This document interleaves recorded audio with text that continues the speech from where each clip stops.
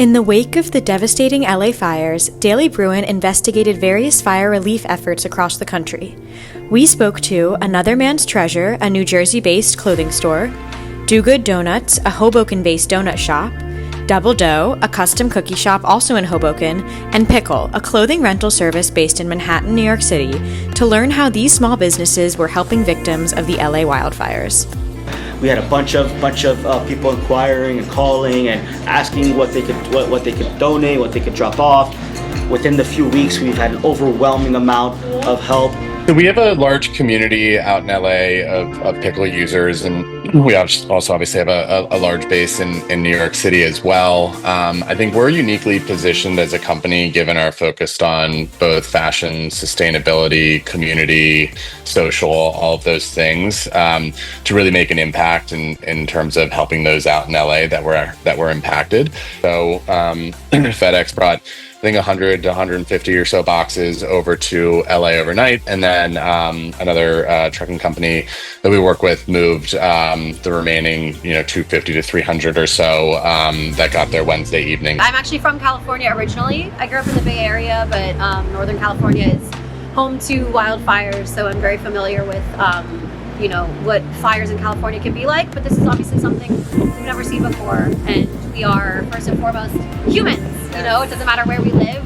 Our hearts go out to disasters and tragedies, and seeing that many people displaced, seeing LA completely flattened like that, it definitely felt like we needed to do something in our community. They're very fortunate enough to have the ability to help and the ability to offer up their store as a free shop and let a bunch of donations come in and let anybody who's affected by the fires pull up, get everything that they needed, anything that they lost, the things that we take for granted every day, like bare necessity, socks, underwear, toiletries, things like that. Teams of volunteers went through all the sorted items and essentially put together care packages of like 10 to 12 items a bag, and then would hand those out to those that requested them based off of things like size and style.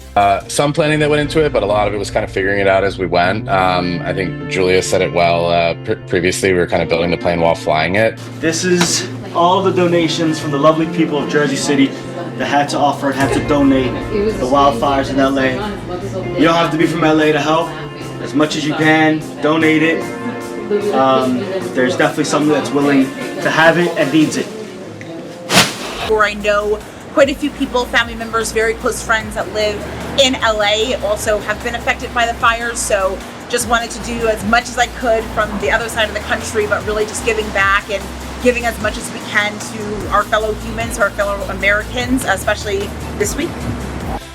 Everybody was trying to figure out how they could help the people of LA in any way, shape, or form. So, reaching out to Roadway as a moving partner, or, reaching out to people to help with the shipping efforts, or reaching out to volunteers, talking to people around the store or in the community.